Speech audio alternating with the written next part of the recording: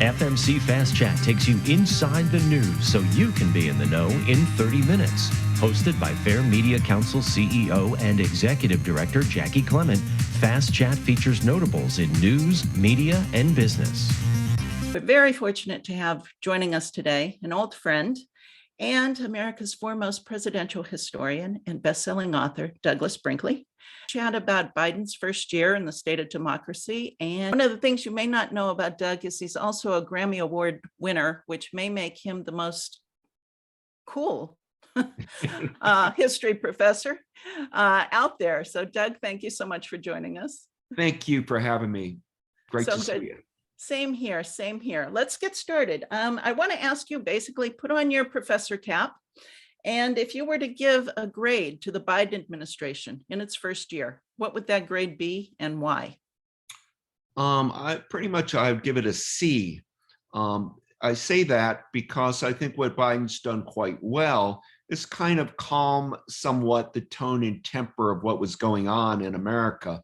I mean, he inherited January 6th insurrection. It was things were coming unglued.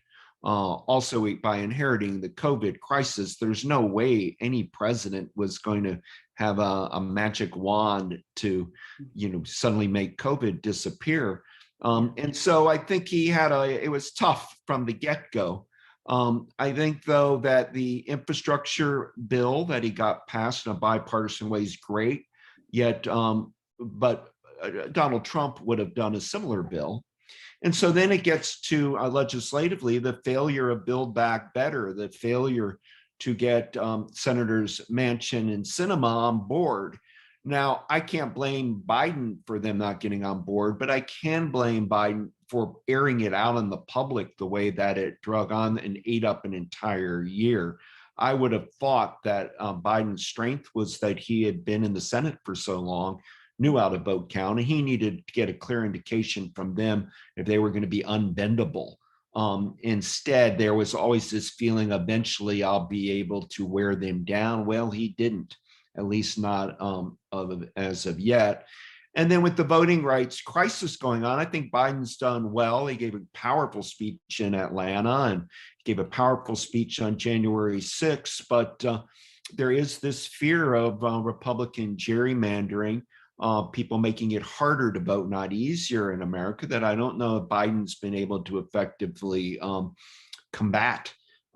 Certainly he has, with words, but not yet with deeds.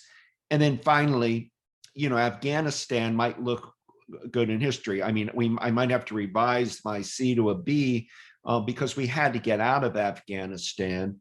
But the way that we did, it seemed to be very helter-skelter, perhaps unnecessary loss of lives.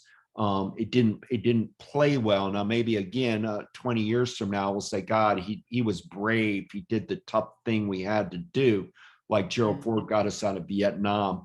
But if you're looking at how it played out in his first year, it was mixed because it may have been the right policy, but executed poorly. To measure the strength of a presidency is that first 100. Given everything going on, especially with the pandemic, is it fair to even apply that to Biden? I think the problem was Democrats got ahead of the story and started using the famous 100 days of FDR and started saying, this is going to be the New Deal. This is the Great Society. Biden's going to be the big progressive champion. Well, from the get-go, he never had the votes to do that. And one of the great sins in politics is over-promising, making people believe we are entering a great progressive era. When alas, that election, yes, it was a progressive era by winning by as many millions of votes as Biden did, but it was not when you break it down to the Electoral College. And so I'm afraid Biden is looking on his first year, what his great achievement has been, I would call it mature leadership in the sense of, he still has a likable factor. And I still feel that he's sort of a steady hand on the tiller, but midterm elections are rough. And, Biden didn't score victories in that first 100 days If he were going to get through the Build Back Better plan, it seemed to me that had to be done in that emergency few months after January 6th. After all, there was a moment there where people like Mitch McConnell and Lindsey Graham were denouncing Trump. Instead, perhaps Biden has underestimated the opposition and how quickly they would forget about the horror of January 6th and galvanize around the ex-president Trump to form a very formidable political force right now, the Republican Party. Okay. Now, there was some press coverage that spoke about how when Biden finally called out Trump around January 6th this year, was the moment he actually became president, was the basis of those news articles. What do you think of that? I agree with that. I think that, look, Joe Biden wants to be like everybody say, I like Eisenhower. It's like, I like Joe. He wants to be a uniter and a healer, a backslapper, a hugger, a Catholic who's mourning the loss of his son, and somebody who has great empathy. He is all of that, Joe Biden. But our times are mean. Our times are brutal. And if you truly believe that Donald Trump is an existential threat to democracy, as Biden has intimated, then I don't think by playing a sort of calm Zen-like middle road is going to get you results. I mean, you're going to have to, if it's true that Donald Trump's a bully, then Biden's gonna have to outbully him, unnerve him. And so there was, unfortunately, I think the Biden basement campaign that worked when he got elected, and he continued that his first year, taking the high ground, which we all love. Who doesn't want to be doing high ground things? Right.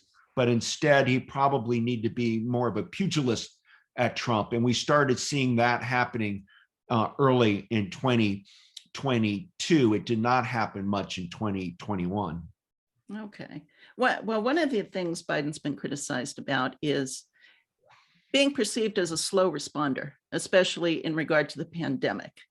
But has part of that slow response been purposeful and in contrast to what came before him, maybe? Yes. And look, I'm going to be about as fair as I can be here. When you get something like a pandemic, it's hard. It was hard on Trump and it's hard on Biden. The good news is that we developed vaccines. It's a triumph of American medical ingenuity that we were able to do it. The downside is a lot of mixed messaging going on and rank confusion. And I don't blame Joe Biden for that. But nevertheless, there were moments when confusion reigned. It seemed to be that we were caught off guard about a second wave of the Delta variant and onward. And we shouldn't have been, because if you study history, these pandemics usually have a 2-year lifespan. If we look back at the Spanish influenza did. So maybe we were all being a little too hopeful. I remember when President Biden said it'll be normal on the 4th of July, and and then started telling us how many people would be vaccinated, and the numbers didn't materialize. And that starts, you don't want to, I feel as president, get yourself painted in a corner or in a box by dating things that then don't happen, because you're giving your opposition ammunition. But again, an average grade for a first year is not bad. I mean, Bill Clinton in 1992 probably had a C or less. He spent the year trying to do affordable health care, and it blew up in his face. And he had to combat in the midterms the Newt Gingrich, contract with America revolution. Yet Bill Clinton is now viewed in history as a successful 2-term president. So I think Joe Biden's got a lot of life left in him. I feel very much that he will do better, but he's had to kind of get off the mountaintop of being a healer and start recognizing that this is trench warfare, because Donald Trump didn't fade gently into the night, but he really has a whole different view of what democracy is. So if Biden's going to believe his rhetoric that it's a battle for the soul of America, he was focusing on the word soul. And it might be now he has to realize that there has to be a battle, a true battle for that soul, that Republicans didn't shrink away after January 6th, like many pundits believe they would, that there would have been a return to a more center Republican Party instead of an entrenchment further to the right. Okay, so if he arrived as president this year, the commander-in-chief is still kind of trailing behind. Has he hit the Oval Office yet, or you're still waiting for that to happen? You know, a lot depends on how Biden can deal with the Ukraine crisis and foreign affairs right now. Okay. Certainly, Biden does a marvelous job of letting our armed forces, our troops, know how loved they are. I think he's been very appropriate grief counselor through some of the cataclysms that we've faced. I'm always impressed that there's no Democrat in Congress that actively dislikes him.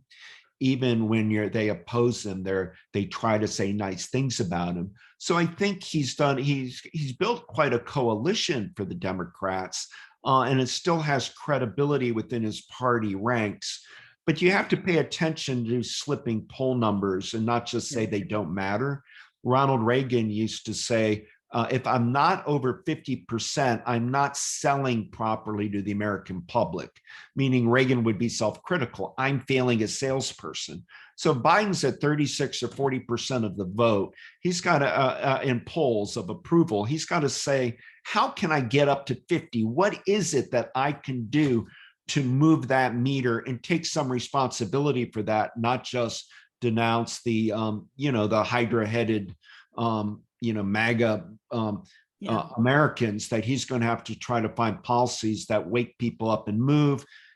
Alas, that's hard to do when you have inflation and COVID. Okay. Now you brought up international affairs and the Ukraine.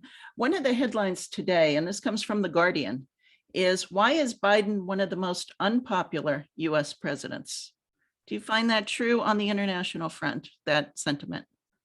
Yeah, I think, again, Biden's hurt by high expectations.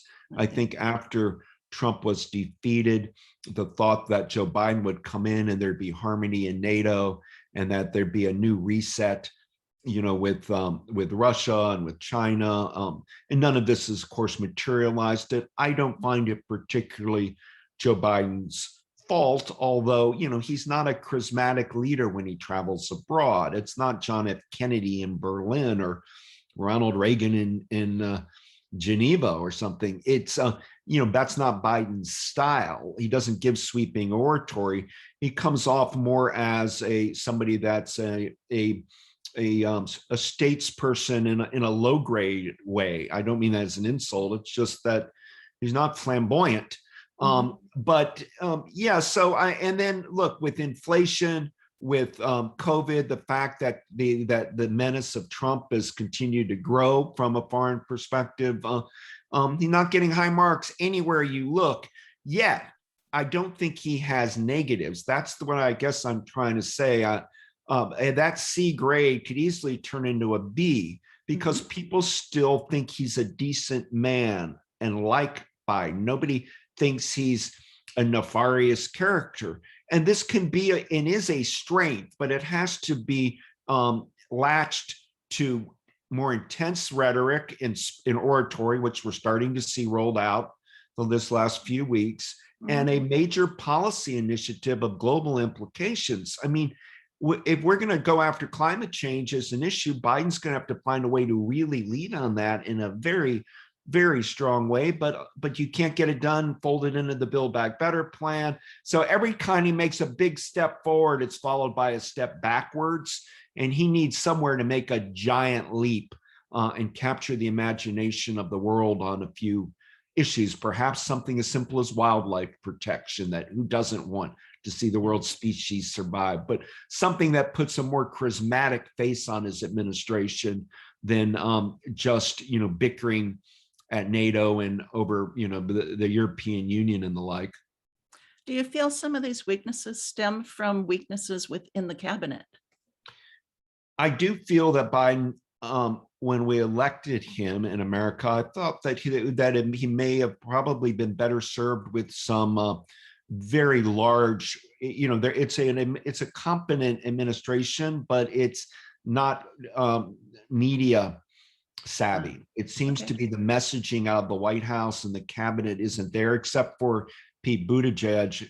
They just haven't caught people's imagination. I would think that this would be a moment for a Secretary of State of great stature, because Biden, due to his problems that he's had with the speech impediment, the age factor, the fact that he seems tired, he could, I think, be better served by having a Secretary of State, Defense, CIA that might be a little more vigorous in global presentation than we've thus far had in the first year. I'm not suggesting a massive shakeup like Jimmy Carter did, where you get mass resignations and appoint new people, but I do think they need to amp up their messaging considerably. Okay. All right. Fair enough. So let's broaden the topic a little bit. Let's talk about the state of democracy right now. How do you feel about where we are right now in terms of the country? But I'm also kind of wondering, since you teach at Rice University, how are your students feeling about the future right now? Well, thank you for asking about students. I think college students are nervous, like we all are, about the future of democracy. I have studied so much American history that I continue to stay optimistic. I see a lot of things working well in America, including our universities and research centers. A lot of local politics is working well. I have serious concerns about the future of democracy, particularly the role social media is playing and this broken media, world where entertainment and exaggeration become news and real stories get buried. And, all of that also well. So that our broken media culture concerns me, and our politics in Washington. I mean, we have a Congress that I don't know what the figure is today, but they have a lower approval rating than Biden by far, meaning everybody's tired of government. And this becomes a problem because we have to lead with government. So my concerns for our democracy are great, but I also know that we've gone through a lot. I mean, when you really study the War of 1812 or the Civil War or McCarthyism or the 58,000 Americans killed in Vietnam, and I kind of am impressed that we've kept moving forward through this COVID world, that businesses are running, roads are running. Yes, it's inflation, but we've had inflation before. And I have to believe that we're going to be able to, things are going to get better. I don't think you can teach like I do young people. My job's not to preach despair. I have to believe we need to be a little bit like Barack Obama. Yes, we can do it. We can tackle these problems of like climate change or voter registration, inflation. But alas, we're all weary. We're tired. We're anxiety ridden. And COVID is taking a larger toll on people because working people that have kids that are going to school and then school's canceled and COVID sweeps through. And I feel very, very badly for the generation. I have 3 kids in high school right now, and I feel they're not getting their full wallop out of high school and all that it means as a rite of passage in American life because of the sense of constant fear of touching, fear of being, fear of breathing. And it's taking a psychological toll on our country. And so the soonest we can get out of this COVID, spiral out of it, I'm hoping by the summer and in a year or two, we can get back to some kind of normal circumstances, hope that we can whip inflation. You remember Gerald Ford used to have those whip inflation now pins. Takes a long time to get rid of inflation, I'm afraid, though, but eventually better days will be here. And that's all we can do is just stay stay active democratic citizens, believe in our country, and move forward with a sense of honor and rectitude. Okay. Now, you mentioned the broken media system, which you know well. How it's so polarizing today. Part of that is the algorithms, which says, if I believe everything is a conspiracy, the algorithm will continue feeding me more conspiracy theories, so therefore reinforcing what I already think, even if it's faulty. I'm wondering, because there is such a great divide now, does what we see in media happening right now kind of clue us in that there's an end to the two-party system coming? Boy, what an interesting question. I'm afraid, I would love to see a vibrant third-party movement. I think it would be healthy, but we've created a system where to be a third-party leader, you have to be a billionaire. Okay. And this is a problem, the money in politics. So I'm not looking and believing that this third-party, person's going to emerge. I think we're going to be back to Republican and Democrats. Now, there's always a spoiler. I mean, Ross Perot ran a third party in 1992 and got 19% of the vote. Ralph Nader, some people feel, and by being on the ballot in the Green Party in Florida, tipped that election to George W. Bush. It's debatable whether that's true. I don't think it is. But the point is, there can be a mischievous third party movement that turns the tide. Imagine if a real conservative voice, let's say a Jeff Flake figure, decided to run a third party. Okay. Would that drain off Trump votes, or would it drain off votes from Biden? Probably Biden at this point. And by me saying that tells you just how strong Donald Trump's forces are. But we've got to, I think what creates massive disharmony and despair is our electoral college system, but it is here to stay. But for a party to win so many millions more votes, but to have the person that with less votes be president, still kind of warps the mind some. And Donald Trump, the Republicans, are very focused on the electoral college because that's the game. Okay. And again, we're back to who's going to win Wisconsin, Ohio, Michigan, Arizona. There's a handful of states that are going to determine this again. So I would say if I were the Biden administration, I'd be looking at what can you do in the Great Lakes states? How can we help Wisconsin, Michigan, Ohio, Minnesota, Pennsylvania, who has gone through the so-called Rust Belt era? How do we help them modernize in the 21st century with, better internet systems, turning more technology into the Midwest from the coast? Because the South is where people are moving due to the good weather. So in addition to a two-party story, we have the urban versus rural divide, and then we have the blue state, red state, and the red states are in the South.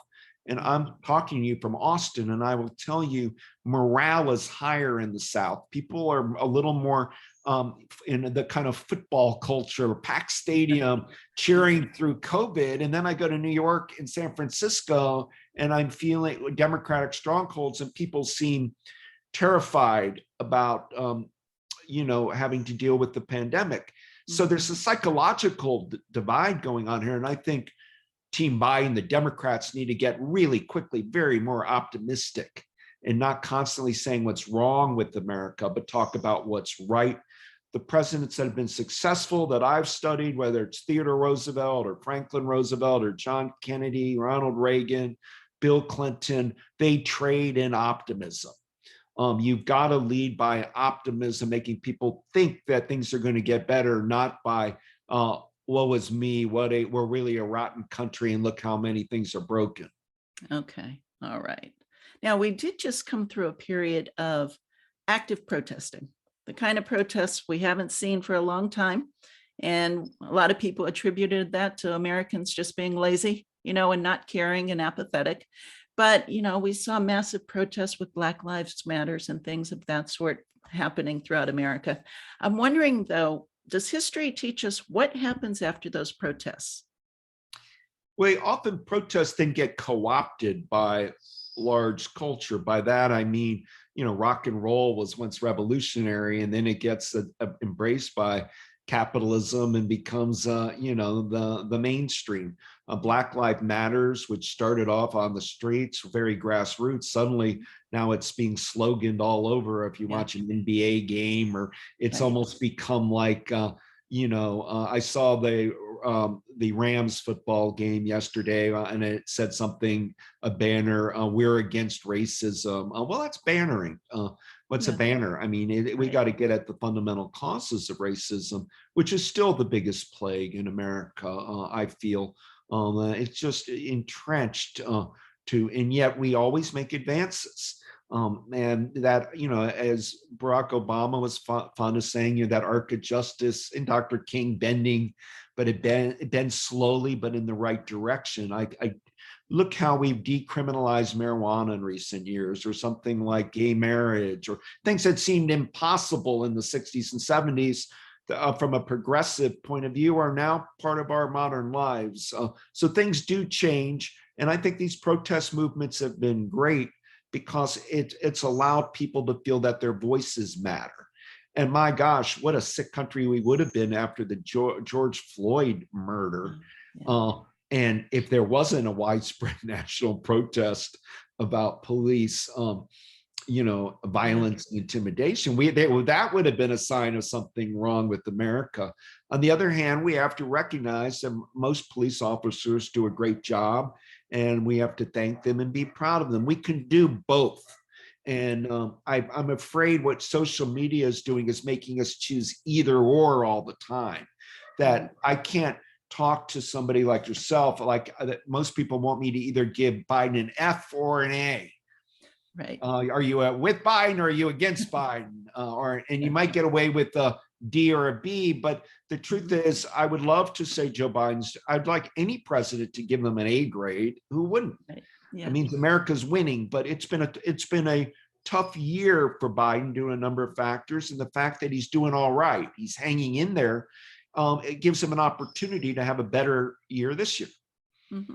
But putting it into perspective, the way you just explained it, it sounds like having faith in the American people is where we're at right now, more so than in the government. Would you say that's absolutely correct? All right. And I have a high expectation of the American people, because like you, we meet them every day. Amazing people everywhere doing incredible things. I just don't mean doctors and nurses, but people that work in national parks and state parks, people that are biologists, professors, people laying down asphalt roads or flying our airplanes. But the jerks make the news. Right. And that's the problem, that really, if you go door to door, there are just so many fantastic people, so much kindness in this country. We're still a land of great generosity.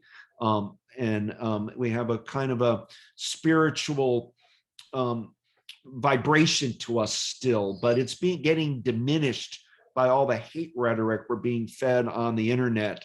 And if I go on and do a TV show, let's say I do a CNN show or CBS, I mean, the people, whatever you say, you'll see these people, they're spending their time just throwing hate messages at whoever speaks. And that's sad, but that's very few people. Most people are consuming different points of views and are mature and juggling it and thinking about it, But our teachers are doing a marvelous job through COVID. It is hard to be a teacher in this era. So yes, there's going to be a teacher here or there that goes off the grid or does something odd, or a school board one. But the great writer Thomas Wolfe said there are a billion forms of America. We have so many schools, police, most of it's working pretty well. The fact that you and I are able to communicate like this by Zoom, and our electricity, and our washing machines, and our local city council protections, and the fact that you can just flush a toilet and it goes somewhere. I mean, our infrastructure is quite strong in America, but it's gotten weak at different places, and we need to fix it. And we have to fix it with the can-do attitude, not just complaining about what's broken. Okay, well, that's a great way to sum that up. I want to get to a couple of questions from the audience. So I'm going to segue to, when Biden took office, there was quite a bit of news coverage about how he and his vice president would be working together. But now the question is, why has Vice President Harris been underutilized? That's a wonderful question, and I agree with that person. I think she has been underutilized, and I wish that they wouldn't. The Kamala Harris I know is really very warm, funny, brilliant. I think that it's hard because she doesn't want to step the bounds of the president, and it's a tricky role to be VP. But I think in 2022, Kamala Harris could be a very effective campaign surrogate for different people running for re-election, because she can deliver, and I find her to be a very special politician who's been deeply maligned. There are reasons for that. It might have to do with gender, might have to do with race, or it might have to do with her own lack of wanting to take leadership initiatives. I would recommend to Vice President Harris, grab an issue and own something that you become identified with.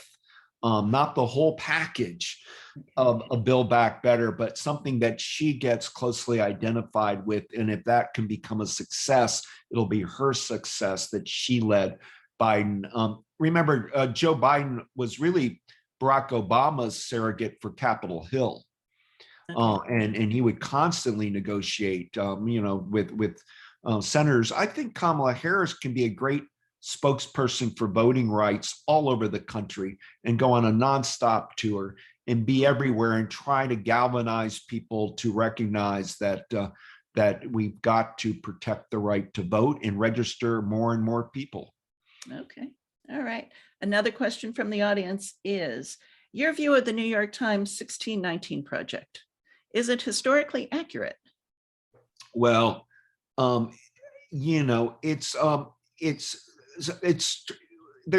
is no such thing as really historically accurate history, believe it or not.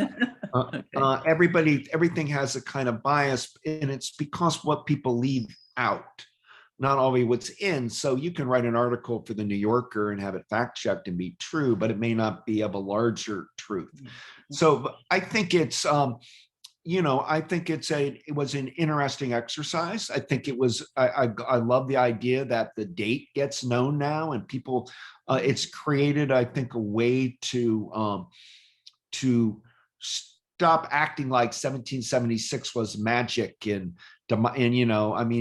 just because the United States got founded, we were still, Andrew Jackson would later have a kind of genocide of indigenous people, and slavery continued for decades, and women were denied the vote. And when they got the vote in 1920, there was still disenfranchisement of women of color. So it's a little like the Howard Zinn approach to history, his people's history, where you're finding what's been wrong in American history and putting a spotlight on it. So I applaud the New York Times for doing that, but it isn't the end all. It isn't just one, this is it, this is the real history.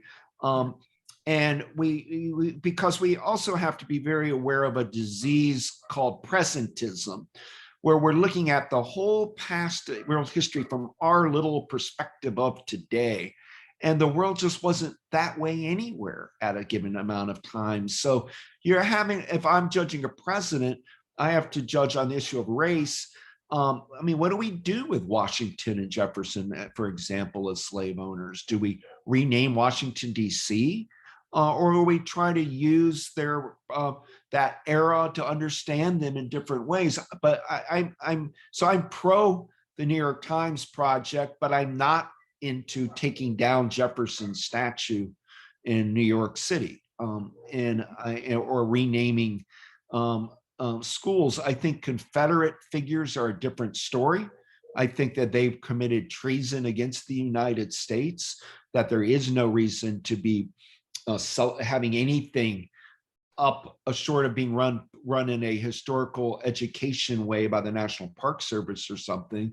about the Civil War, but just to put these Jim Crow era statues of Robert E. Lee and Jefferson Davis and others up, I'm fine with those coming down. But I don't like the idea of taking down presidential statues all over the country from the public square because that particular person, was deeply flawed on various aspects of their careers.